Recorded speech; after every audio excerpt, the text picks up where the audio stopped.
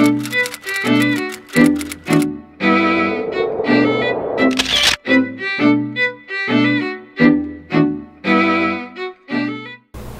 morning everyone, and welcome to one of the most exciting lectures, which is exercise.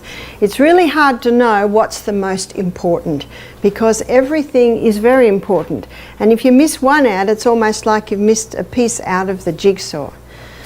God designed that this living machinery be in daily activity, and in that activity is its preserving power. So what's a preservative? It's something that stops you going bad or off.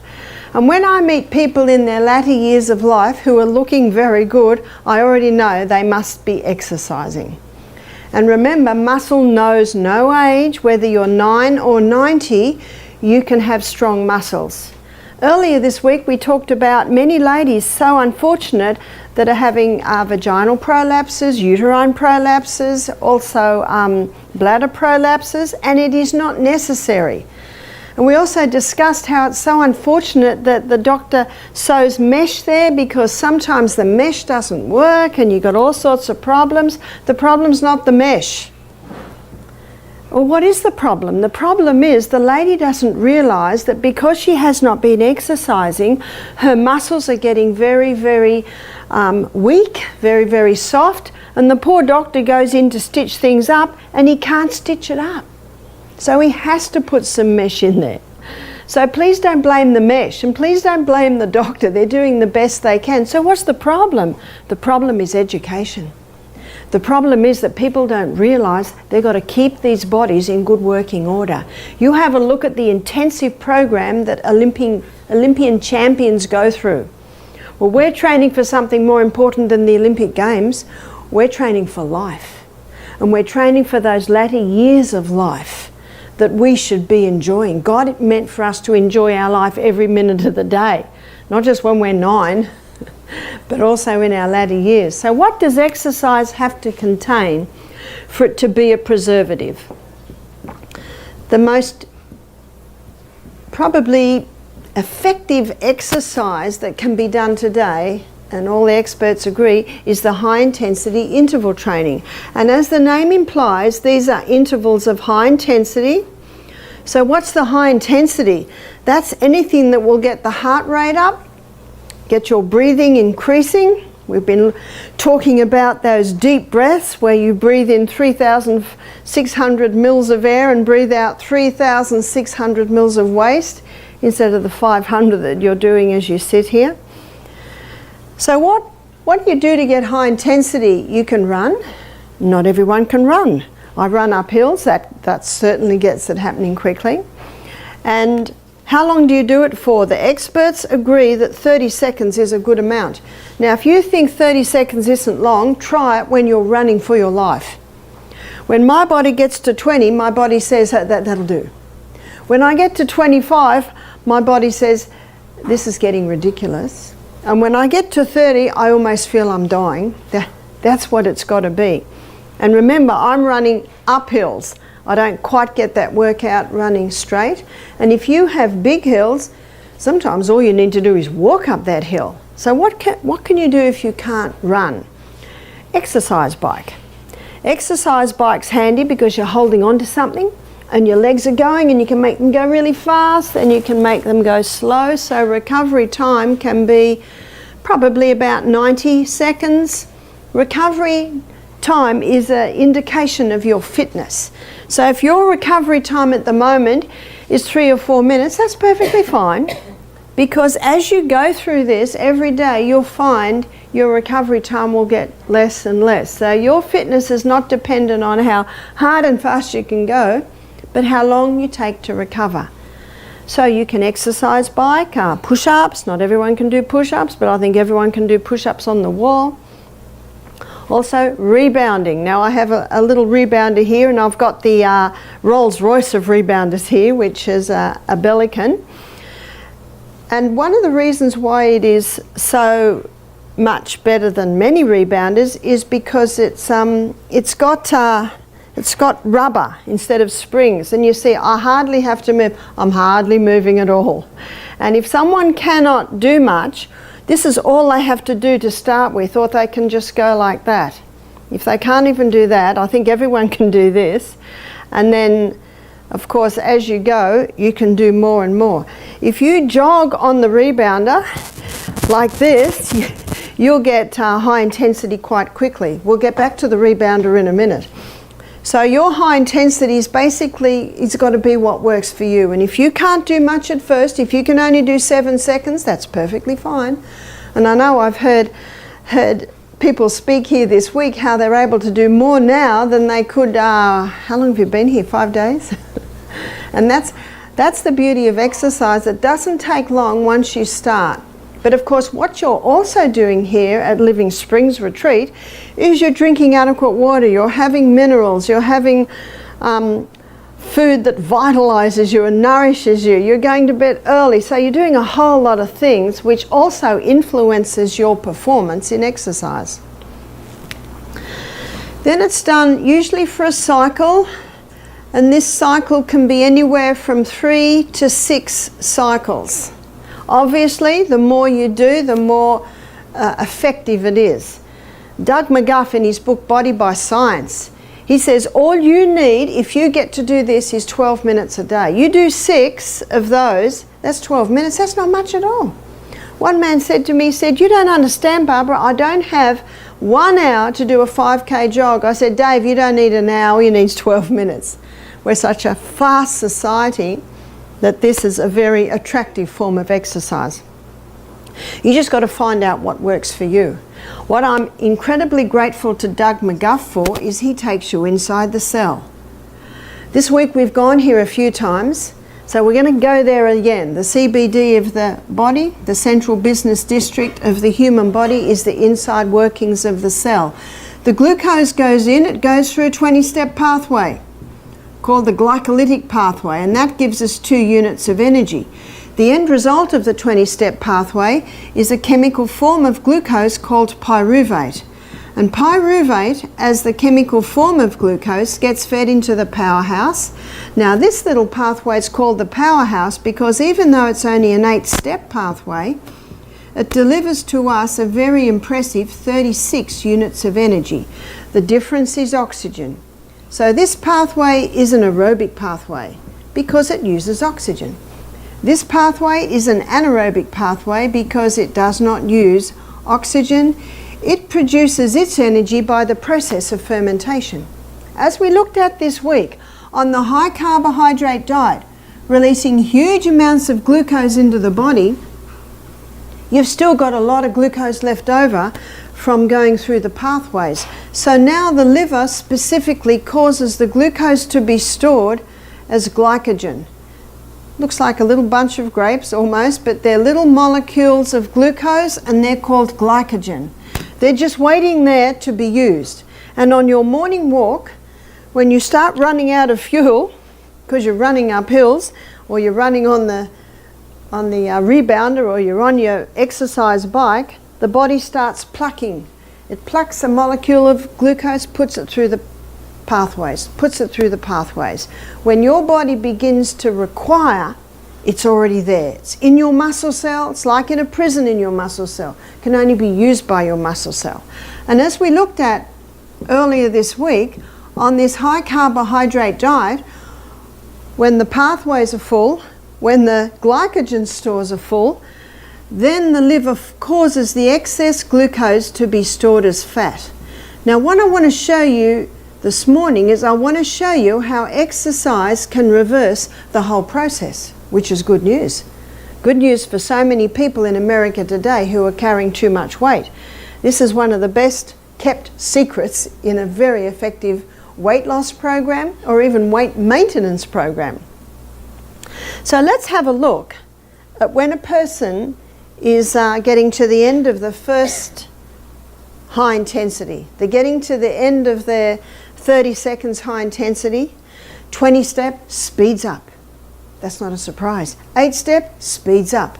But what I didn't tell you is that the 20-step pathway is a very fast pathway and it consumes huge amounts of glucose. The 8-step pathway is a slow pathway. Now while you're sitting in front of me right now, these pathways are threading very nicely into each other. But when you start moving and both these pathways speed up, more pyruvate is going to be made than can be fed into the powerhouse, because there's an 8-step pathway in there that'll always keep this one faster, this one slower. So more pyruvate's being made than can be fed into the powerhouse. So the body stores it over here as lactic acid. We've all heard of lactic acid. Now, I think the most exciting thing about this presentation is what I'm about to show you now. When you're in recovery time, so what's recovery time? I'll show you recovery time on the rebounder. When you're in recovery time, this is a good recovery. This is a good recovery.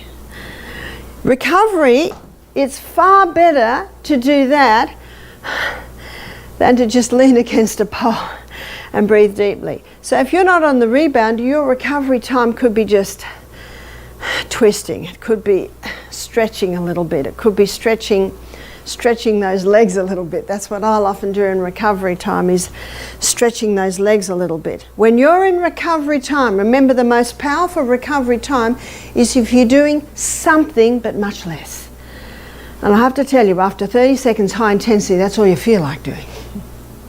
When you're in recovery time, your liver converts that lactic acid back to pyruvate and feeds it into the powerhouse. You know what that means? When you're in recovery time, just twisting very slowly, you're burning just as much fuel as when you were running for your life. So that's exciting. But the other exciting thing is, when you're in recovery time, what's happening to your lactic acid, students? It's being mopped up. So can you see that this recovery time is absolutely essential to keep a check on your lactic acid levels? So what's happening to the person on the 5K jog? What's happening to their lactic acid levels? They're building up. And they can soar, yeah? So you look at children in the playground, they do interval training all the time. They run here, they run there. When I was at school, we did skipping. It's my turn to skip, going for it. Now it's the next person's turn to skip. Hopscotch, throw the stones, hop in the squares, come back. I've done my high intensity. Now next one, basketball, soccer. You look at all the games. There's intervals of very high intensity, intervals recovery. Intervals of recovery. You go to the African plains, no animal jogs. They either run for their life or they're perfectly still. When I was in Africa, I bought a little book about a man who'd lived in Africa, 80 years ago. And they used to hunt. And he said, it's just incredible. You'll come across something you're hunting and they're perfectly still. But as soon as they hear a leaf crack or a stick, they're running for their life. They're the interval training. Let's go to our next set of high intensity. Your glycogen stores are being plucked because you're moving fast. Depending on the person, maybe by the 3rd or 4th set of high intensity, we're running out of fuel. And the body says, we need more fuel. And so the pituitary gland releases the human growth hormone. The human growth hormone is active when you're growing because it's your growth hormone. But when you stop growing, it goes into retirement. But when you do this high intensity exercise and you're running out of glycogen stores, human growth hormone's released and it activates hormone sensitive lipase. Hormone sensitive lipase is an enzyme that breaks down fat stores. This week we've been looking at the breakdown of foods. We looked at sublingual lipase under the tongue that breaks down saturated fats. We looked at bile and also pancreatic lipase that breaks down polyunsaturated fats. So what does this lipase break down? It breaks down your fat stores. The human growth hormone also causes the body to stop burning glucose as fuel and become a fat burner. How so?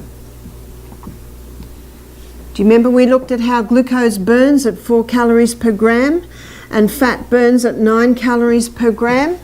When you're moving, the body wants a little bit more efficient fuel supply. And so it starts burning fat as fuel.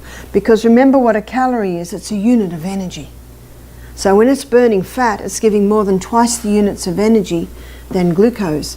The human growth hormone also increases the body's ability to utilize protein. This week we've been looking at the importance of eating sufficient protein.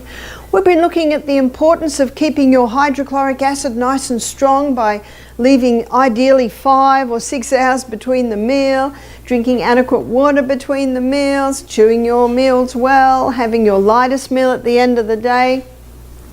Now we're looking at something else, and that is your high intensity exercise causing a release of the human growth hormone increases your body's ability to utilize the protein. My son James, he's a bodybuilder as a hobby, he says when you do that high intensity, you lay a bed of hot coals at the cellular level. And when you lay a bed of hot coals at the cellular level, you can sit at the table at breakfast and you can put the logs in. And when you got a bed of hot coals in the fire, the more logs you put in, the brighter it burns. Is that right? So when you do your morning exercise and come and sit down, that fuel that you're putting in, that's going to burn bright. But how many people get up in the morning, a few steps to the bathroom, then a few steps to the table? They haven't laid a bed of hot coals at the cellular level, and they're putting the logs in and they've got no energy. We need to lay that bed of hot coals early in the morning. That's the best time to exercise. And then you can fuel those hot coals. Dr. Doug McGuff says this. He says, if you want to eat, you've got to work for it. Isn't that true? The human growth hormone also increases the circulation of the blood to the skin. This slows down aging.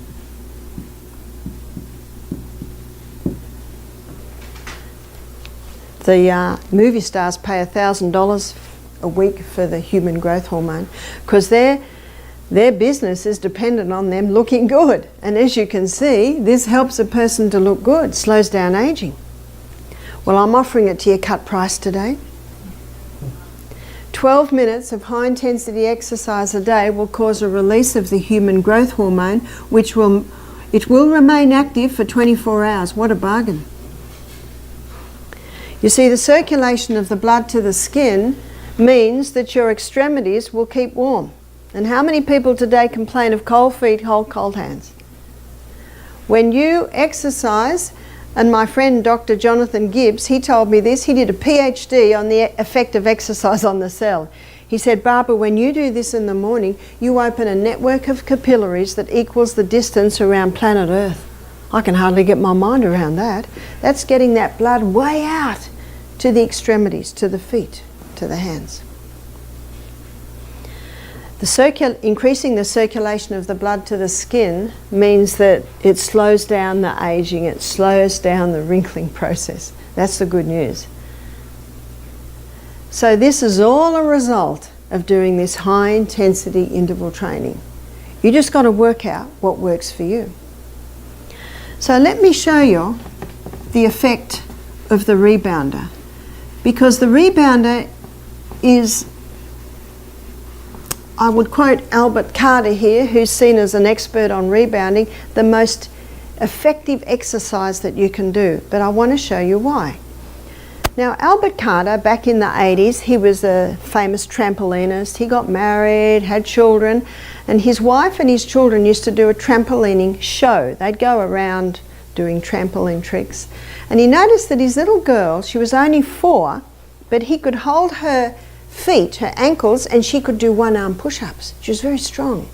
And his little boy, he was 7, and at school he'd challenge other kids to push-ups whenever anyone picked on him. No one could meet him, 1,000 push-ups. And he thought to himself, why are my kids so strong? They're just so strong. I don't know if he ever looked in the mirror, but you know, he was he's like a bodybuilder. And he did not do any lifting of weights. All he did was rebounding, trampolining. He went to investigate and he could not find any information on it until he went to NASA. And when he went to NASA, he discovered that they found that when their astronauts came back from outer space, they went into outer space very, very fit, and they came back home again with sometimes 20% muscle and bone loss in their strength. And they found that the only exercise that prepared them for outer space and reduced that loss of strength in muscle and bone and returned them to full strength again, the only exercise was rebounding.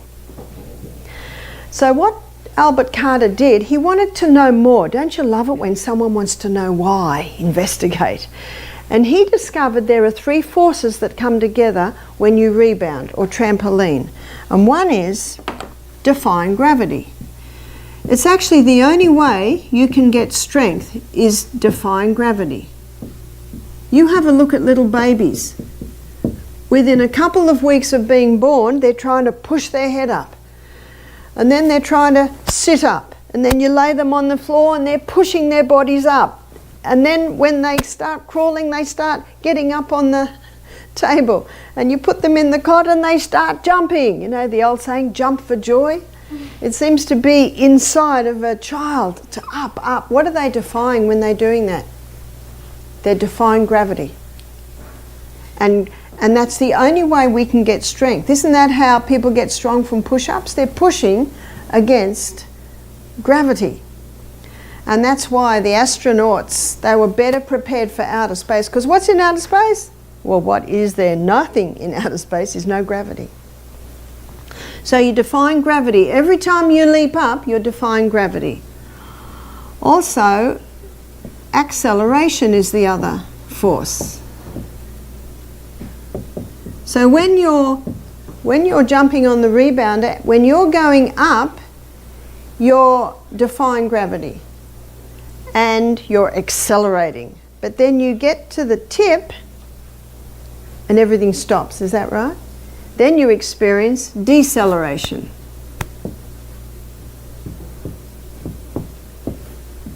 And then you're coming down. And when you're coming down, you're accelerating again. And then your feet hit the mat, deceleration. And then you jump up again and you're accelerating. Now this is happening, in split seconds every time that you jump. And he found a quote from Einstein that says the body doesn't know any difference between those 3 forces. They all have a powerful effect on the body.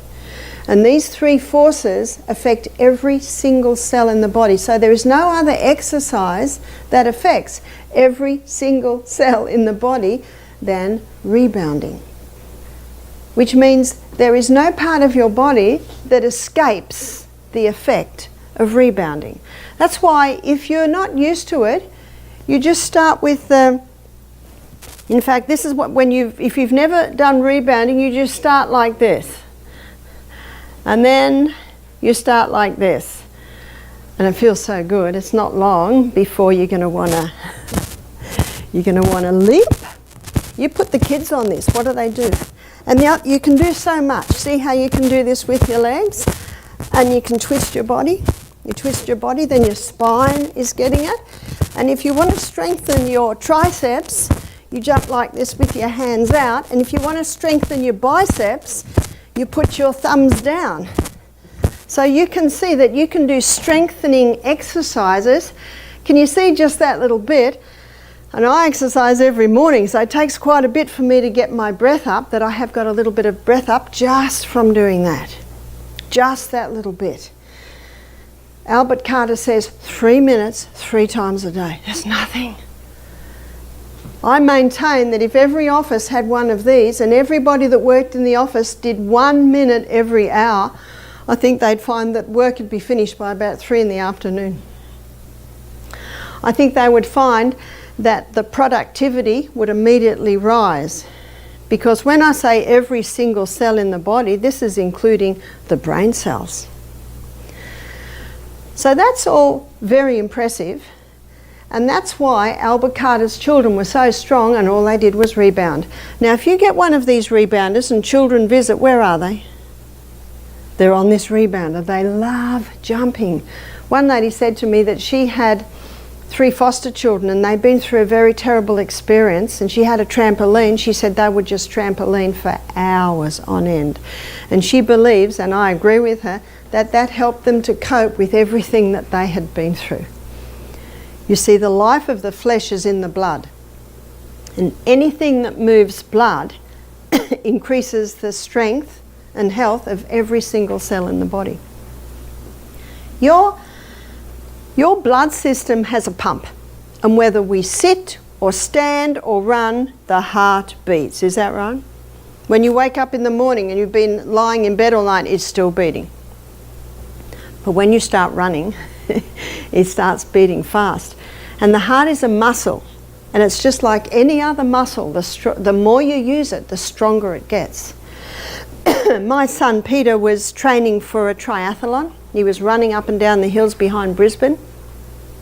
He's a tiler.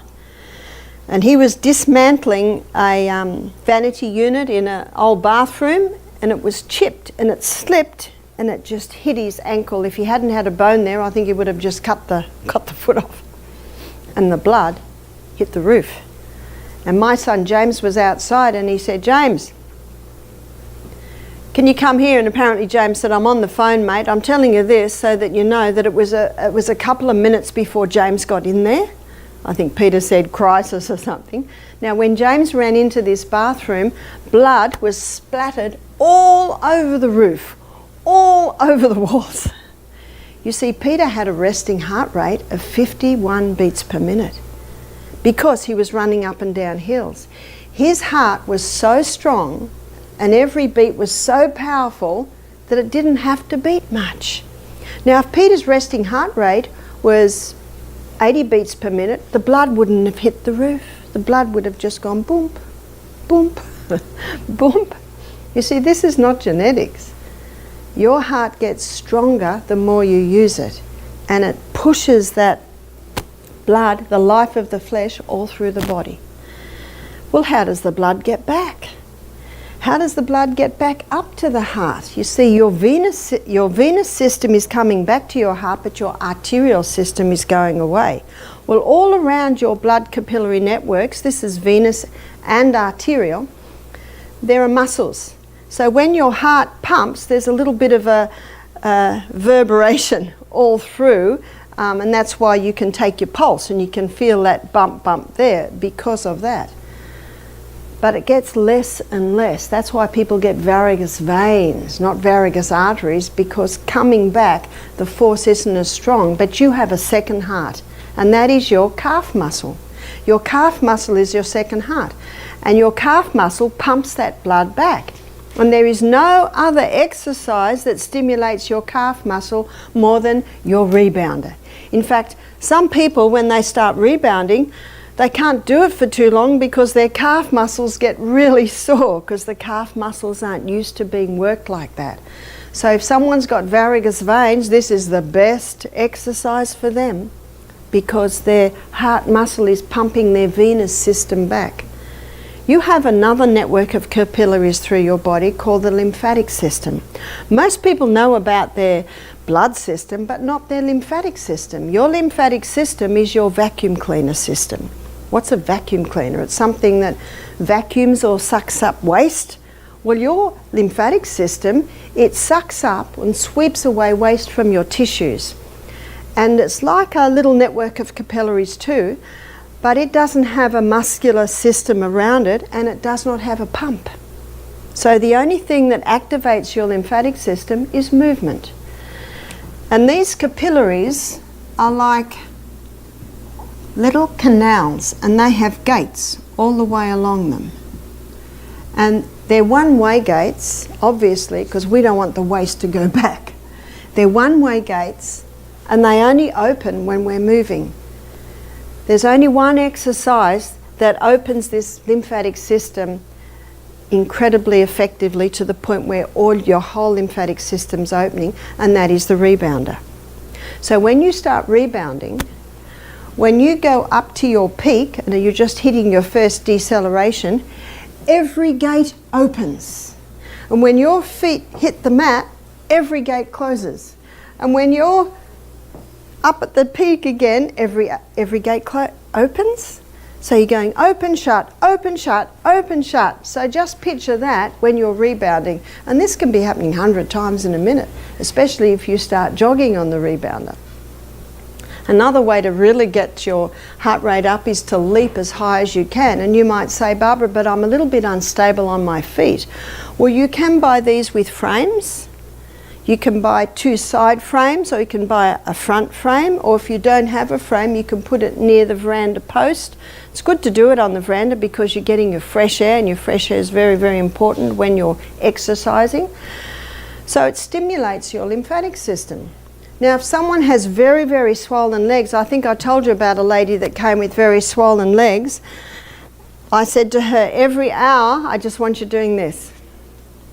Now, one of the beauties of the Bellicon is you hardly have to put any effort. Can you tell I'm not putting any effort into this? I'm hardly moving at all, and yet I'm bouncing. Just that will stimulate your lymphatic system. Obviously, the more you leap and the more you bounce, the more it will activate. So this lady that had the swollen legs, I said, I want you to do that for 1 hour. Sorry. I want you to do that for 1 minute every hour. And do you remember what I said? By the end of the day, her legs had gone down by half. Remember, she was about to go on dialysis, so her kidneys weren't working really well, and your kidneys manage your sodium and your water levels in the body. So it was stimulating the lymphatic system. It's also stimulating the kidneys. There is no organ that misses out with the rebounder. Every single organ is affected. So it gets that lymphatic system moving. And we also looked at how one of the reasons people get sick is because of build-up of waste in the body, and the body's own microbes have to evolve into bacterial forms to clean up the waste. So if you can get your lymphatic system moving, remember what it's doing? It's your vacuum cleaner. It's vacuuming your house every day. If you can get that lymphatic system moving so that your house is getting a house clean every day, can you see that you can prevent a lot of diseases by doing that? What your lymphatic system does is it sweeps away waste from the tissues. They get dumped into your lymph nodes, which are under your arms, in your neck, the main ones in your groin. In there are lymphocytes, which are a type of white blood cell. So the waste is dealt with, dumped into your blood, and then your blood goes and takes it out, I think at the moment, via your sweat glands when you're having your steam bath. It's also emptied in the bathroom via your colon. Also your urine is taking out waste. It's an amazing system, the way the body's been designed to constantly house clean. Can you see that when people don't exercise, don't rebound, don't drink enough water, no wonder so many people are sick. And I love the way it is so simple, implementing these simple things. Something else that the rebounder can help, and that is balance. A lot of people say my balance is not good. Now your balance is set by the bottom of your feet and the intricate little mechanisms in your ears. So when you rebound, and if you're not sure, remember, just start like this, and if you need to get something to hold on to, certainly do. But when you're rebounding, the bottom of your feet and your mechanisms, your ears, are constantly adjusting. It helps with your balance. And of course, the better you get at it, the higher you can leap. You'll get to the point where you can't wait to get on your rebounder because it makes you feel so good. So this is telling you something else. It's affecting your mood. It gets your serotonin levels up, which is your feel-good hormone. But it can also help your eyesight. Now everyone's interested in this. So I'm sure after the break, sometimes there's a bit of a stampede in the break, everyone wanting to try this out. When you're rebounding, doing your jump, and even if you can't jump, just do your jig, focus on something. So right now here I might focus on the leaf that's inside the room. And as I'm focusing on the leaf, everything around me in my peripheral vision jumps. And then after 10 jumps, I'll change my focus to the pine needles on the tree outside. And as I'm focusing on those pine needles, the leaf on the plant inside, it'll be jumping. And every 10 jumps, change your focus, change your focus, change your focus to things in the house, to things outside the window. I've got some hanging pots on my veranda. So I focus on the hanging pots, and then after 10 jumps, I focus on the tree behind it, and then the hanging pots jumping like this. So when you constantly are changing your focus, that strengthens the short and long range muscles in your eyes to strengthen your eyesight. I've got a lady, she told me this story. She said she has a friend who's a jeweler, and he was just starting to wear glasses, his early 40s. And she saw him a few months later, and he wasn't wearing glasses when he was working. She said, "I thought you were wearing glasses." He said, "I started rebounding. I started doing the change focus," and he said, "it strengthened my eyesight and I don't need the glasses anymore." There's an excellent book called Better Eyesight Without Glasses by Dr. William Davis, and he shows how simple things you can strengthen your eyes. And the last chapter is a summary of the whole book. And the last chapter really goes through these 8 laws of health. Nourishing food, you've got to keep well hydrated, you've got to go to bed and sleep every night. But what he doesn't mention, because the book was written in the 50s, is you've got to reduce your technology time. We've got so many children today with eye problems because by the age of 11, your muscles, your short and long range acting muscles in your eyes are set. And so children today are having overuse of short range, meaning they're on the screens too much, and not enough use of the long range. In fact, in the newspaper about 3 months ago, one of the main newspapers in Australia, this would be early 2019, front page said children can't jump anymore. And when you investigate, children are on iPads and devices so much that they're not exercising. And the strength that we enjoy in our 40s, 50s, 60s is actually set up when we're children. So isn't that interesting? So parents, put some strict rules on those devices and get a trampoline and a rebounder. Trampoline for the kids and a rebounder for the adults inside. And when it's raining, the kids can do a little bit on the rebounder inside. So I trust you've been inspired and enthused to seriously consider getting a rebounder in your home. Do you know why I love it? Rain, hail or shine, it's there. And one lady said, "Oh, I'll just use the trampoline," but you know what you find? You just never get out there. And when it's raining, you won't go out there. And when it's too hot, you won't go out there. Leave that for the kids. But in the house, you'll access it and you'll use it, and it doesn't take up much room. And if you haven't got much room in your home, you can put it on its side and just put it behind a chair. I think it's one of the most important devices that every home should have.